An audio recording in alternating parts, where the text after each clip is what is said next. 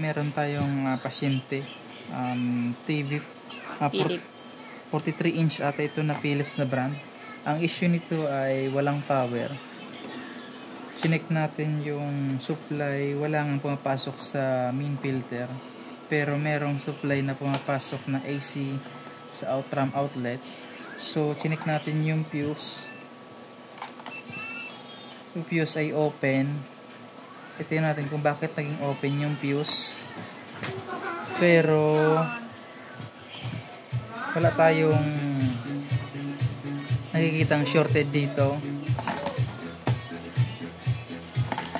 Wala tayong nakikitang shorted sa primary. So upon checking sa secondary, ito yung filter. Check natin yung secondary filter. Doon tayo may nakikitang shorted sa secondary. Ayan o, 0, 0. Ibig sabihin, may problema sa secondary area.